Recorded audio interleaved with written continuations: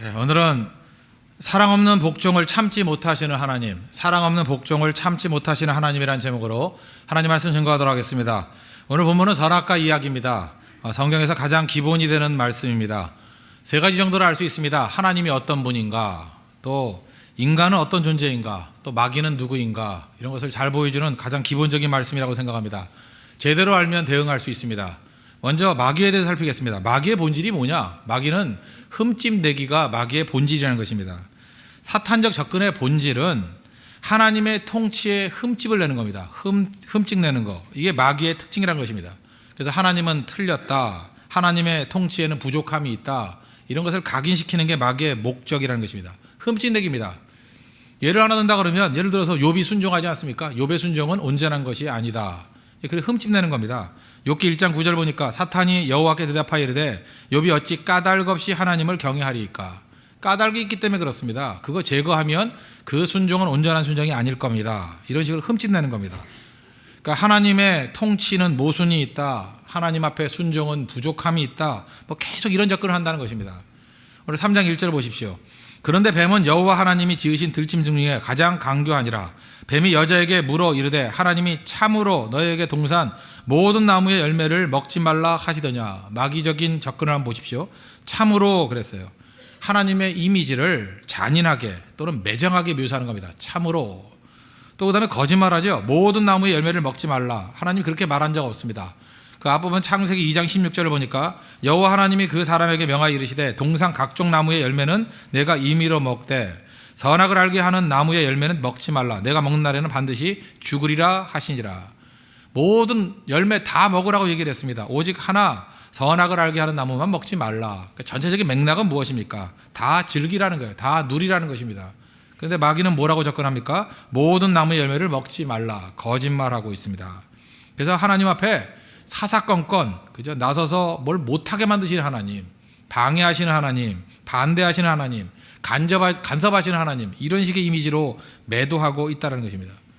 그래서 이 인간의 마음 가운데 의심이 생기고 반발심이 생기게 만드는 거. 그러니까 마귀는 항상 이렇습니다. 반발심 생기게 만드는 거. 그게 마귀가 하는 일이라는 거예요. 반발심.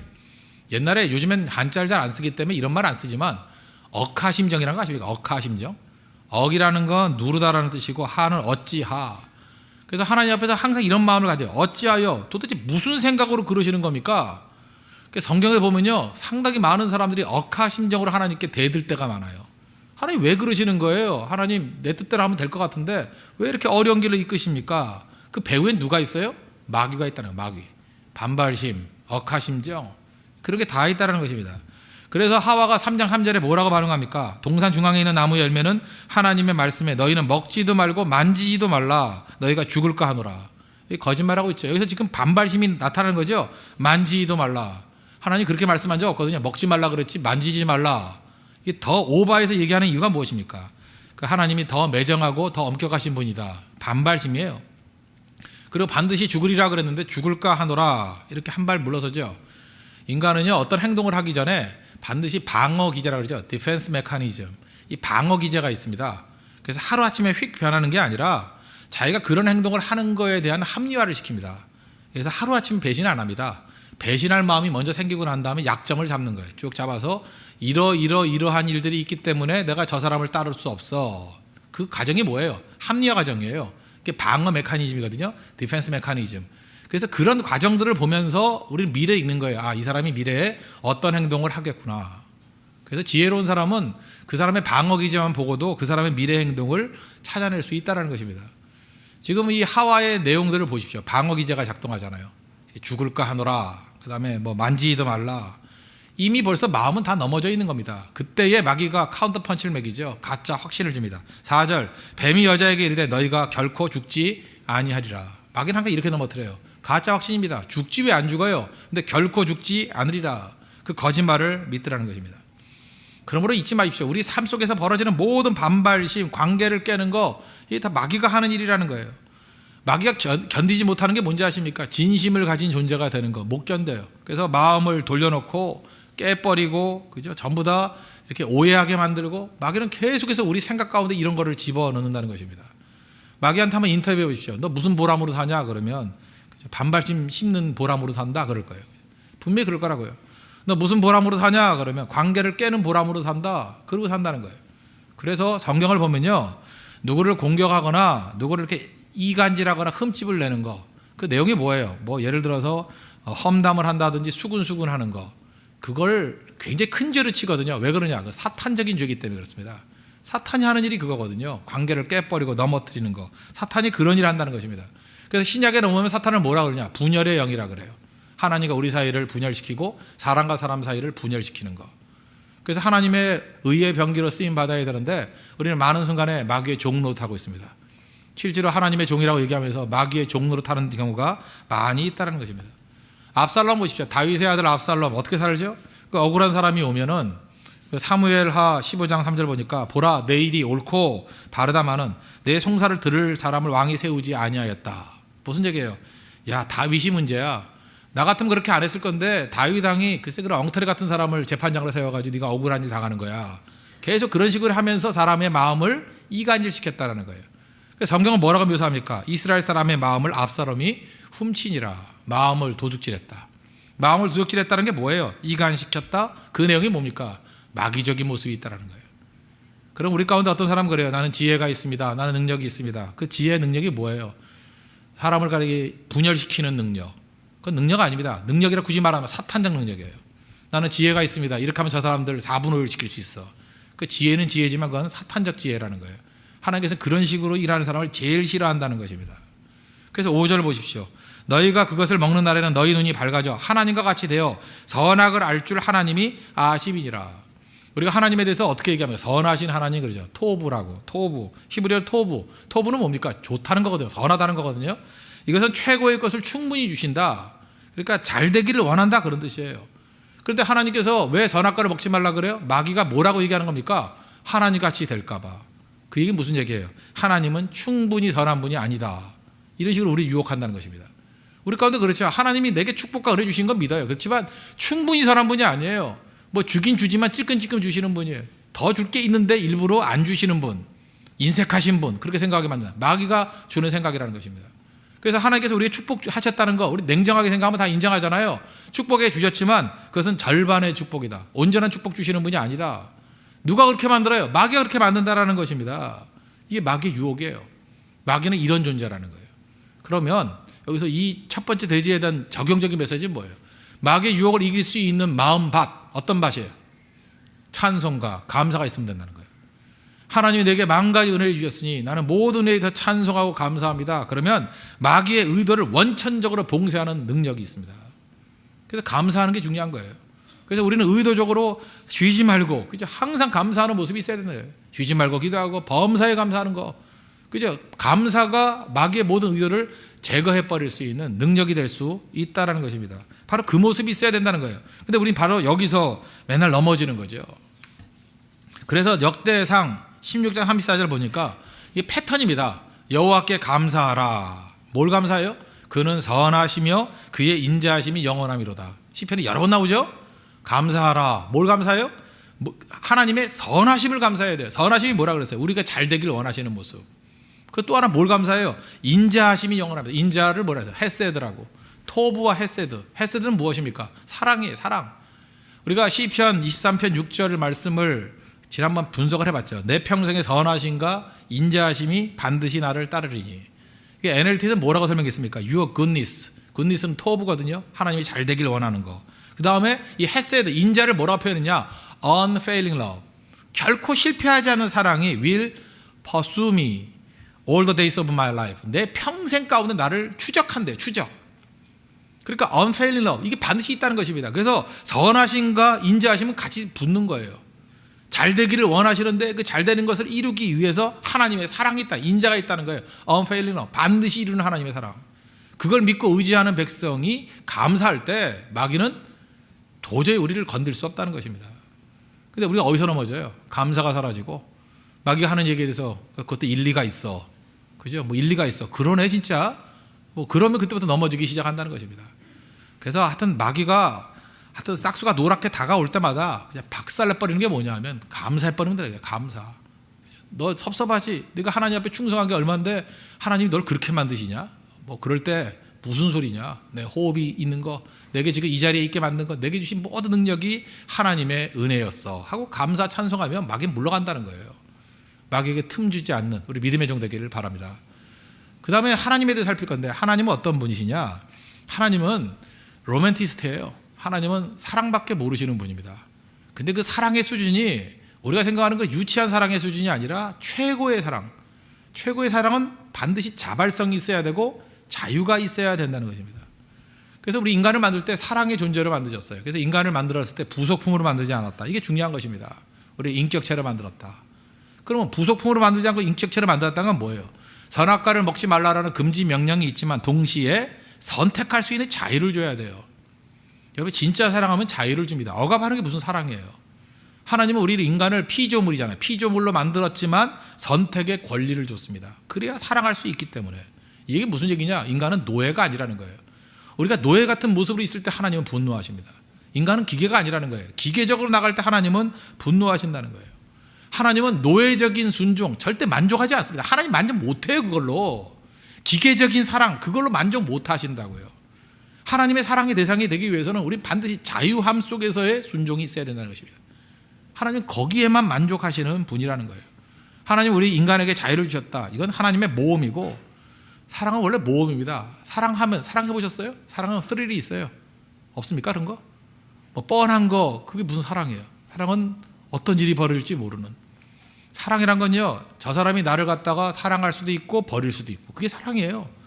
나에게 순종할 수도 있고 불순종할 수도 있고, 그죠? 나를 갖다가 믿어줄 수도 있고 안 믿어줄 수도 있고, 그 자유를 마음껏 주는 것, 그게 사랑이에요. 그럴 때 그 사람이 자발적인 순종을 가지고 나올 때 그게 진짜죠. 하나님 사랑이시거든요. 요한일서 4장 8절 보니까 사랑하지 아니하는 자는 하나님을 알지 못하나니 이는 하나님은 사랑이심이라. 하나님은 사랑 없이는 못 사시는 분이에요. 그래서 하나님이 제일 싫어하는 게 뭐냐 하면 율법주의자예요. 율법주의자는 사랑 없는 복종을 말하거든요. 그게 뭘 사랑해요? 그게 아무것도 아니죠. 우리 신앙생활 할 때 우리 그럴 수 있잖아요. 뭐 난 예수 10년 믿었습니다. 20년 믿었습니다. 근데 어떤 기계적인 순종을 할 때가 있어요. 내가 뭐 주일 성수를 안 했냐, 뭐 11절 안 했냐, 뭐 뭘 안 했냐, 뭘 안 했냐. 그거 갖고 하나님 만족할 것 같습니까? 절대 그렇지 않아요. 하나님은 사랑이시거든요. 우리의 그 진짜 자발적인 사랑, 그게 있어야 돼요. 그래서 예수님께서도 제일 싫어했던 사람이 바리새인 아닙니까? 바리새인은 뭐예요? 밤낮 그 기계적인 노예적인 순종 그런 거 얘기하잖아요. 하나님은 그런 걸로 만족 못 하신다니까요. 절대 만족 못 해요. 인간은 기계가 아니에요. 기계가. 제가 누누이 말씀드렸잖아요. 인간은 기계가 아니다. 이 말하고 똑같은 게 뭐냐? 좀 고상한 척하는 종교인들은 뭐라 그러냐? 신선만 들어요. 신선. 인간이 신선이에요? 인간은 언제든지 넘어질 수 있고 깨질 수 있고 신선 아니에요. 연약한데 그 스트러글 속에서 그래도 사랑해요. 그래도 주님밖에 없어요. 그걸 원하는 거라고요. 예를 들어서 어떤 사람이 너무 힘들어요. 마음이 힘들 때가 있잖아요. 인간이 마음 안 힘듭니까? 그게 인간이에요. 하나님 힘들게 만들었어요. 힘들 수 있으니까 사랑이죠. 힘들어요. 힘들어서 어떤 사람이 이렇게 얘기해요. 나는 너무 마음이 힘들어서 수면제를 먹지 않고는 잠을 잘 수가 없어. 그러면 그 말을 듣고 무슨 반응을 보여야 돼요? 야, 저 사람 정말 힘든가 보다. 수면제가 아니면 잠을 못 이룰 정도니까 얼마나 마음이 괴로울까. 이렇게 반응해야 사랑 아니에요? 수면제 먹으면 안 돼. 계속 먹으면 생명이 단축돼. 누가 몰라요 그거?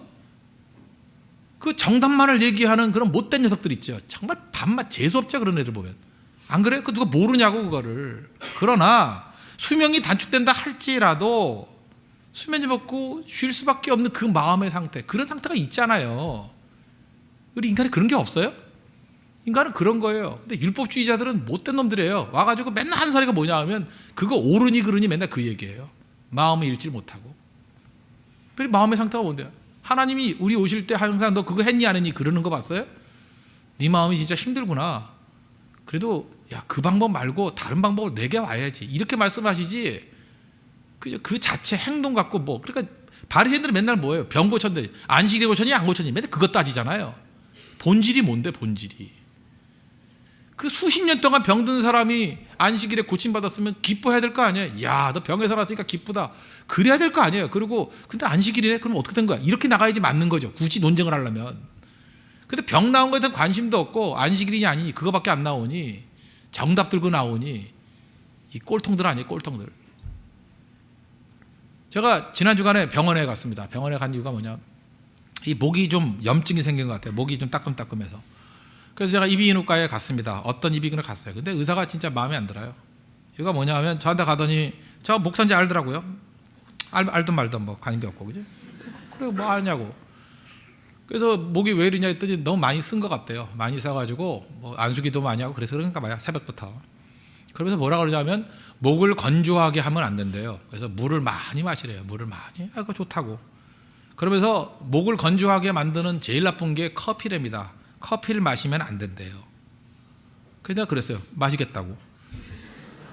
그 의사는 뭐를 모르느냐 하면요, 목이 안 좋은 거, 커피가 목을 건조하게 만드는 거 저도 알아요. 그 자기 마셔보면 몰라요? 커피 마시면 여기가 건조해져요, 진짜.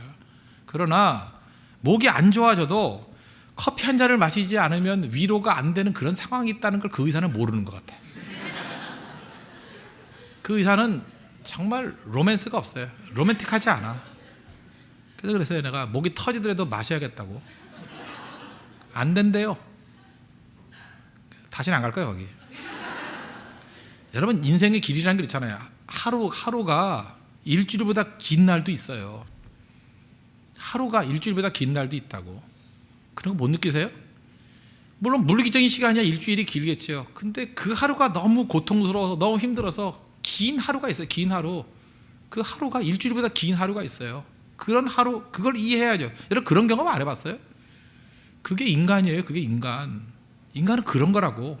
일주일보다 더 긴 하루가 있고, 그때 그 갈등, 그때의 그 유혹, 그때의 그 아픔, 그 힘듦, 그러면서 그 과정을 갖다가 이렇게 더듬더듬 기어 나오면서 마지막 고백이 그래요, 하나님밖에 없어요. 그걸 원하시는 거예요, 주님은.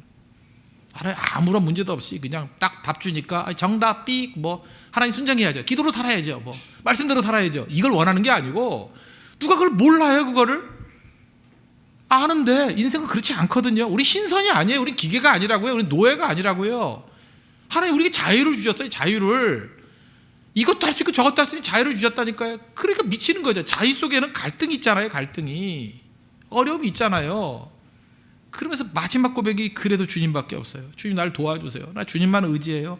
주님 사랑해요. 그럴 때 주님이 안아주시는 거라고 해요. 바로 그거야. 이게 사랑이지. 그게 예배예요. 그게 신앙이고.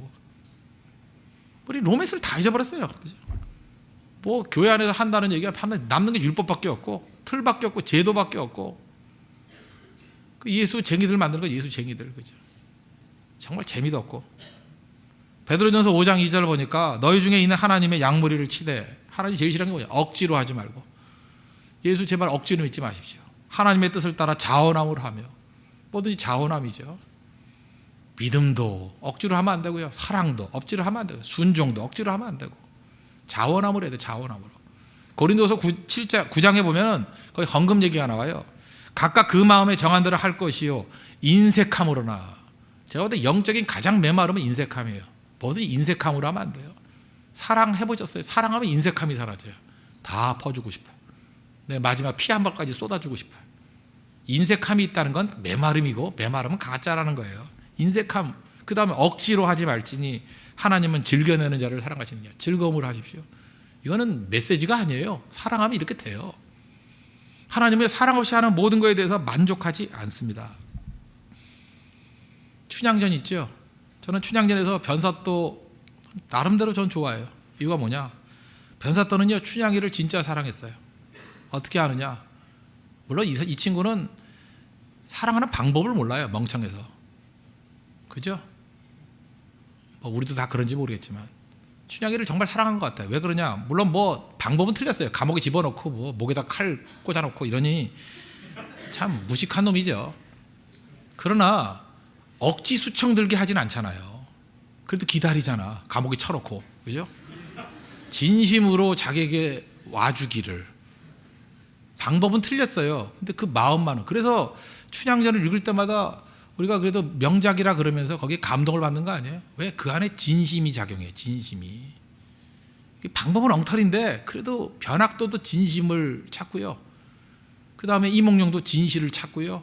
춘향이도 진심을 찾고. 그러니까 그게 아름다운 거죠. 그래서 잠깐만 반복해도 지루하지 않은 거예요. 진심이니까. 진심이니까.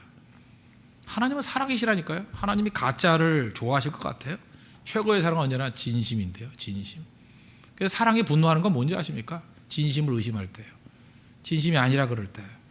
그럴 때 그게 문제죠. 최고의 복수는 뭔지 알아요? 사랑 없는 복종하는 거. 사랑 없는 복종. 그게 뭐예요? 아무것도 아니지. 몸만 왔다 갔다 하는 거지. 마음은 없고. 그리고 하나님 앞에 예배 드릴 때 그러는 거 아닙니까? 제가 우리 교회 내에 얘기해 드릴게요. 우리가 지금 개척한 지 1년 됐습니다. 그러다 보니까 우리에도 여러 모임들이 있잖아요. 모임 할 때 성도들이 어떻게 보면은 참 안쓰럽기도 하지만 참 저는 싫은 모습도 있긴 해요. 그게 뭐냐 하면 모임 갔잖아요. 모일 때마다 꼭 재밌어야 돼요. 근데 내가 볼 때 분명히 재미 하나도 없어. 재미 하나도 없는데 억지로 재밌는 척해. 아 재밌다 재밌다 막 이러고. 재미없잖아요. 그 재미없으면 그냥 가만히 있어요. 재미없는 걸로. 그러면 한 30분 지나면 재밌을 일이 생겨요. 재밌을 때 재밌다 그러면 되는 거고. 근데 억지로 재밌으려고 하는 거 보니까 참 비참해요. 왜 그럴까? 사람들이 너무 좋아서 그래. 교양이 너무 충만해서. 우리 개척교회입니다. 근데 우리 서로 잘 모르잖아요. 뭐 다 압니까? 그럼 반가워요? 만나면? 별로 반갑지도 않으면서 굉장히 반가운 척해. 와 반가워요. 반갑지도 않죠. 뭐 반가워요? 반가우면 이렇게 떨어져 앉아? 반갑지도 않잖아 둘이. 근데 뭐 마치 뭐 기다린 듯이 뭐 이렇게 반갑지도 않으면서 친해요? 우리 그렇게 친하냐고? 별로 친하지도 않잖아요. 안 친한데 친한 척. 그죠? 사랑해요? 뭘 사랑해? 사랑하긴. 그냥 뭐 대충 앉아 있는 건데, 그죠? 근데 마치 사랑하는 양, 반가운 양, 뭐 서로 이렇게 껴안고, 와, 반가워해서 안아요. 안을 때까지 웃어. 안고 난 다음에 무표정. 내가 봤어요, 여러 번. 떨어지면서 다시 웃고. 그 왜 그럴까요, 왜? 난 나쁘다고 생각하지 않아요. 이분들이 교양이 있는 분들이에요. 그래서 서로 초창기에 어려우니까 서로 격려해 주려고. 근데 그 마음은 알아요. 그래서 재미없더라도 재미있는 척, 반갑지 않더라도 반가운 척, 친하지 않지만 친한 척, 사랑하지 않지만 사랑하는 척. 이 교양이 있기 때문에 그래요. 격려하는 차원에서 좋아요. 그런데 이게 계속해서 굳어지면요, 이게 고착되면, 이게 머물러지면요, 이게 하나님 앞에 예배 드릴 때도 그런 모습으로 갈 수 있습니다. 하나님 앞에 예배 드릴 때도 진심을 들고 나가는 게 아니라 교양으로 들고 나갈 때. 참 이런 모습 보면 마음이 아파요. 나는 그래서 개척교회라는 게 그래서 싫어요. 왜 싫으냐 하면 마음이 아파요. 슬퍼요. 이렇게밖에 못하나. 좀 시간이 필요한 건데 이제 시간이 지나면요 따뜻함이 생겨요. 이번에도 베트남 선교 갔다 오고 난 다음에 21살부터 67세까지 가졌어요. 나이 차이도 많은데 뒤풀이를 했습니다. 어떤 집사님 댁에서. 그런데 새벽 1시까지 모여가지고 밥 먹고 대화 나누고 집에 안 갈라 그러더래. 그건 진짜거든요. 가짜로는 그렇게 못해요. 그러니까 그 선교하고 모임 갖고 봉사하고 헌신하고 하다가 이제 하나씩 하나씩 진심이 생기는 거예요. 그때 진심이 오거든요. 그때 진심을 붙들고 진실되게 살아야 됩니다. 그게 교회예요. 지금은 뭐 시간적인 한계가 있기 때문에 90%는 교양으로 살고 10%가 진심이었을 거예요. 이거 바뀌어야 돼요. 적어도 신앙인은요 진심이 50% 넘어야 돼요. 제일 좋은 거 60% 정도는 진심, 40%는 에티켓. 그게 참 좋은 것 같아요. 그죠?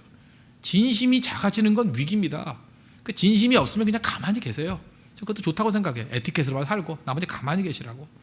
그리고 진짜 사랑하고 진짜 고맙고 할 때 표현하고. 그래야 하나님 앞에서 진심을 들고 나가는 모습을 배운다고요.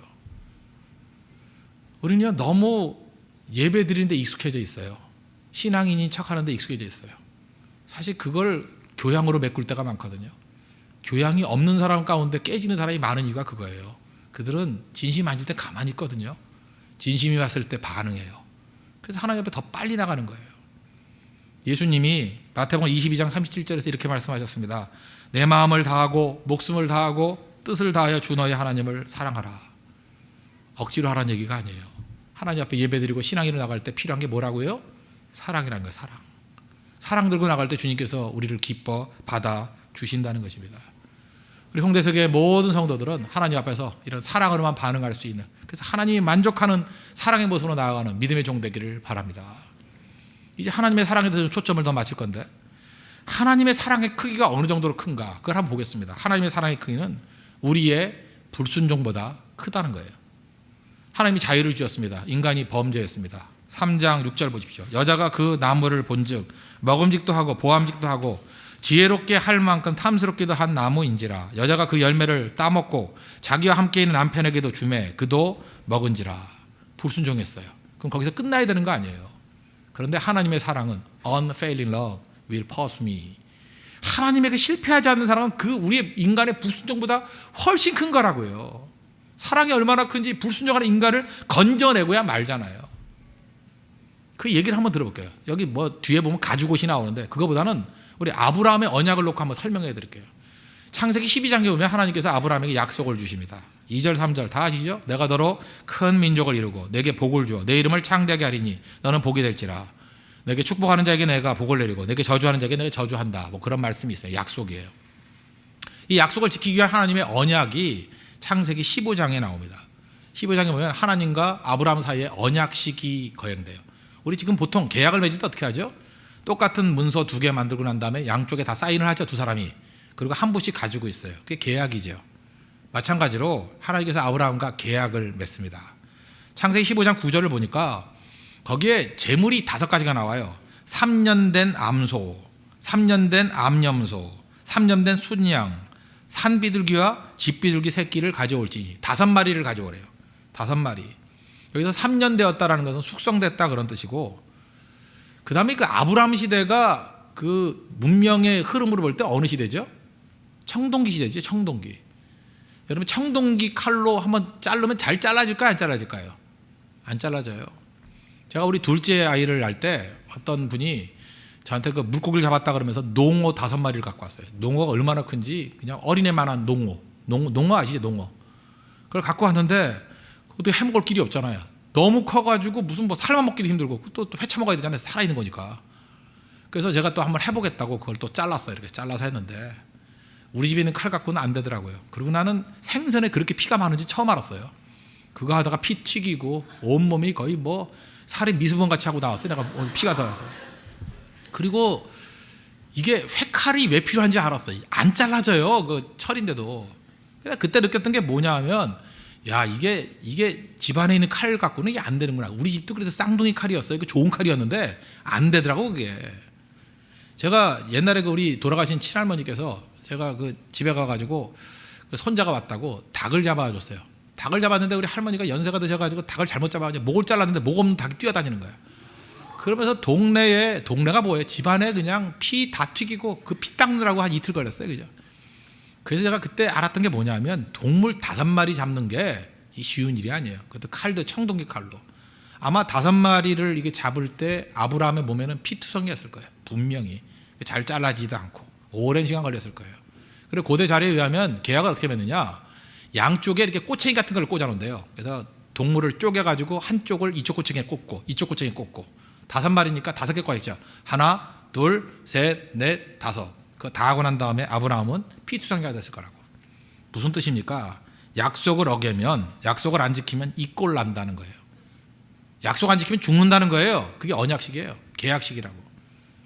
그런데 잘 보세요. 하나님이 언약하신 거는 하나님은 지키시겠죠. 근데 아브라함의 마음 가운데 일말의 불안감이 있었겠죠. 왜?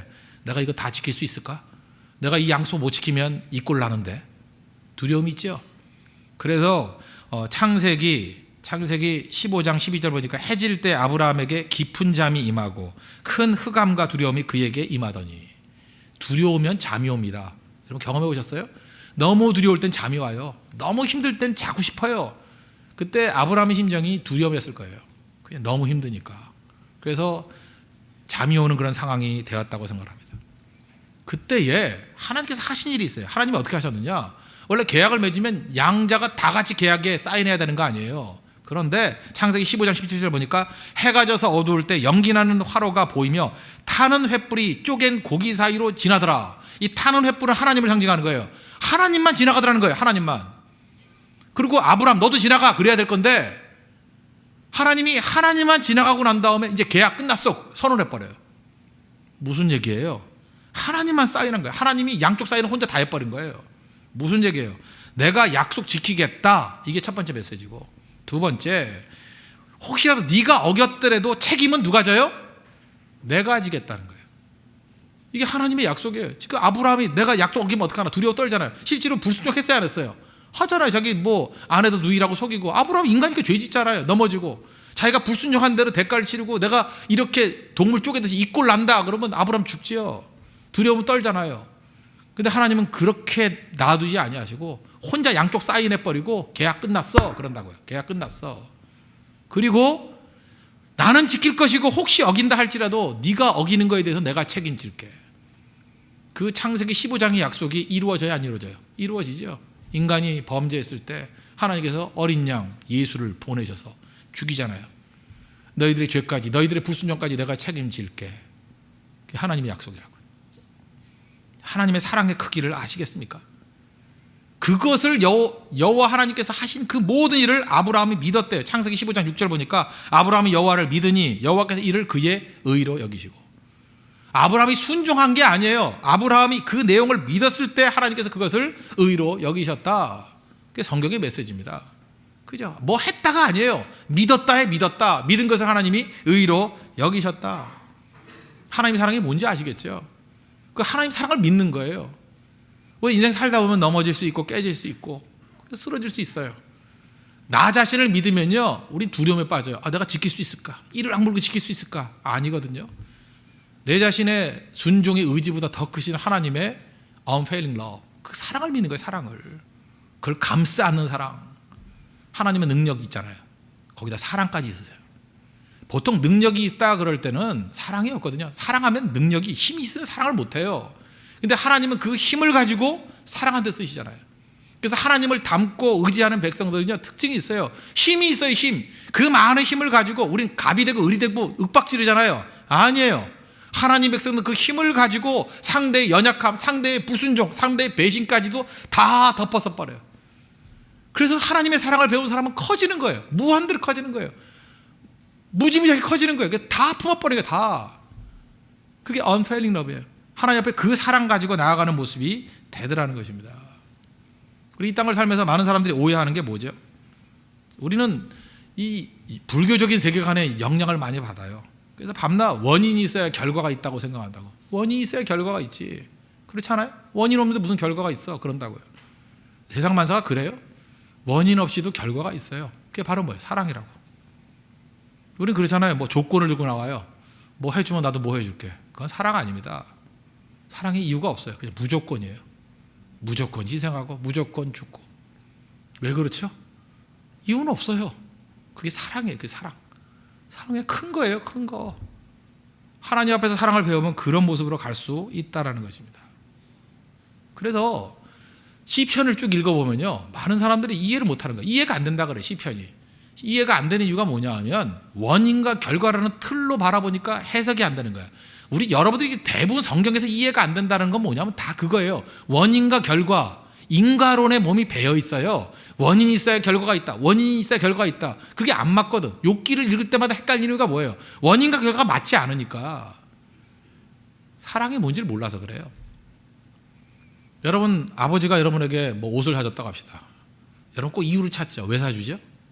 아, 어제 저녁에 내가 밥을 차려드렸기 때문에 사준 거야. 그렇게 찾아내고야 말아요. 아버지가 나한테 신발을 사줬어요. 아들이. 왜 신발을 사줄까? 아버지. 아, 어제 내가 저녁에 구두를 닦았기 때문이야. 그래요? 그러냐고. 그냥 사준 거예요. 오늘 저녁에 구두 닦아봐요. 내일 또 사주나? 안 사줘요. 그냥 사주는 거예요. 그냥. 근데 우리는 그걸 갖다 억지로 해도 이유를 찾아내는 거예요. 하나님의 사랑은 이유 때문에 나오는 그런 게 아니에요. 그보다 훨씬 큰 거라고. 훨씬 큰 거. 그래서 그냥 하나님의 사랑을 찬송하고 감사하고 찬미하는 것으로 끝나요. 언제나. 그 예를 한번 든다고 하면 시편 103편 같은 데 보면 이런 게 나와요. 1절. 내 영혼아 여호와를 송축하라. 내 속에 있는 것들아 다 그의 거룩한 이름을 송축하라. 내 영혼아 여호와를 송축하며 그의 모든 은택을 잊지 말지어다. 송축하라, 송축하라, 송축하라. 은택을 잊지 말지어다. 그 다음 얘기인데 뭐가 이유가 있어야 결과가 나오는데 그게 아니에요. 하나님이 다 하셨다는 거예요. 그가 내 모든 죄악을 사하시며. 감사하죠. 나한테 원인이 있는 게 아니에요. 하나님이 그냥 사하셨대요. 내 모든 병을 고치시며. 뭐 이유가 있는 게 아니에요. 그냥 하나님이 고쳐주신 거예요. 내 생명을 파멸해서 속량하시고 인자와 긍휼로 관을 씌우시며. 이유 없어요. 이 다 모든 것이 이게 어떻게 이루어지는 거예요? 하나님의 사랑 때문에. 하나님의 사랑 때문에. 그리고 9절 같은 데 보니까 우리 죄를 따라 우리를 처벌하지는 아니하시고 우리의 죄악을 따라 우리에게 그대로 갚지는 아니하시니. 얼마나 감사해요. 우리가 죄진대로 하나님이 다 처벌했어요. 여러분들 뭐 성경에 보니까 있잖아요. 눈이 범죄하면 눈을 뽑아버리고 팔이 범죄하면 팔 잘라버리고. 왜 눈 뜨고 다녀요? 왜 팔 들고 다녀요? 다 잘랐으면 남을 게 뭐가 있어? 몸통만 남았을까? 몸통을 이렇게 통통통 튀어다닐 거야. 그죠? 근데 그렇게 안 하신대요. 무슨 얘기예요? 인생을 원인과 결과로만 보지 말라는 거예요. 그래서 다시 얘기합니다. 하나님은 사랑이시다. 사랑 아니 이내가? 하나님의 사랑은 어떤 사랑이에요? 큰 사랑이에요. 인자, 헤세드, unfailing love 그런 거라고요. 하나님은 사랑으로 존재하기 때문에 인격이에요. 인격. 신앙생활을 그렇게 하는 거예요. 근데 우리는 신앙생활 쉽게 한다 그래서 그게 사랑 없이 하려고, 사랑 없이도 뭐 되는 방법 없을까? 맨날 그 얘기 아니에요. 그죠? 사랑 없이도 사는 방법 없을까요? 우리 그런 것만 연구하고 있어요. 그죠? 교회가 성령이 떠나도 교회가 유지되는 방법이 뭐 없을까요? 우리 맨날 그거 따지잖아요. 그죠? 그런 거 아니에요? 말씀에 은혜가 없어도 부흥하는 길 없을까요? 맨날 이런 거. 하여튼 기괴한 인생들이에요. 그죠? 기도 없이도 사는 방법 없을까요? 그거 따지고 있죠. 지금 무당한테 가요. 무당한테. 하나님 사랑하지 않으면서 잘 되는 길이 있네요. 없습니다. 없어요. 없어요. 하나님 사랑밖에 모르시는 분이에요. 사랑 없이 뭘 한다 그래요? 마음을 다하고 힘을 다하고 목숨을 다해 주너의 하나님 살아가라. 사랑 없으면 믿음도 없고 아무것도 없는 거예요. 아무것도. 예배도 없고 신앙도 없고 아무것도 없는 거라고요. 그래서 하나님께서 우리에게 사랑을 가르치기 위해서 필요한 거기 때문에 환난을 주시죠. 로마서 5장 배웠지 않습니까? 환난은 인내를, 인내는 연단을. 하나님에 대한 언더스탠딩이 생기는 거예요. 사람에 대한 이해가 생기는 거예요. 그래서 소망에 이르는 줄 압니다. 영광스러운 자리에 있는 줄 안다고요. 욥기 표현에 의하면 42장 5절에 그는 이렇게 구합니다. 내가 주께 대하여 귀로 듣기만 하였사오니. 우린 귀로 듣는 것으로 만족해요. 하나님은 절대로 못 참아요. 귀로 듣는 게 뭐냐 임마. 그건 사랑도 아니야. 그 다음 뭐라 그래요? 이제는 눈으로 주를 배움나이다. 맞아, 그거야. 눈으로 봐야 돼. 눈으로. 사랑의 진정한 모습으로 나아갈 줄 알 때 그게 하나님께서 만족하시는 수준이라는 것입니다. 하나님 무시하지 마십시오. 내가 뭐 12조 드립니다. 예배 드립니다. 형식적으로 내가 못한 게 뭐가 있습니까? 하나님 절대 그걸로 만족 못해요. 하나님은 그런 예배자를 원하는 게 아닙니다. 그런 성도를 원하는 게 아니에요. 우리의 사랑의 카운터파트로 원하시는 거예요. 하나님 사랑이시고 우리를 사랑해요. 그리고 우리가 사랑으로 반응할 때만 만족하신다고요. 그거 아니면 예배도 아니고 순종도 아니고 믿음도 아니고 아무것도 아닙니다. 그래서 우리가 힘이 없는 거예요. 사랑 없이 뭘 하려고 그러니까. 사랑 없으면 아무것도 아닙니다. 아무것도 아니에요. 우리가 연약하고 넘어지고 깨진다 할지라도, 그죠? 우리가 처절하게 피를 흘리는 존재를 할지라도 이 사랑 하나만은 놓치지 않는, 사랑으로 인해서 다시금 되살아나는 그런 살아있는 믿음의 종되는 축복이 임하기를 기원합니다. 기도하겠습니다. 이 시간 다 같이 하나님 간구하겠습니다. 하나님, 사랑으로 섬기고 하나님 앞에 사랑으로 반응하고 하나님의 사랑을 즐기고 기뻐할 수 있는 종들 되게 해달라고 다 같이 하나님 간구하도록 하겠습니다.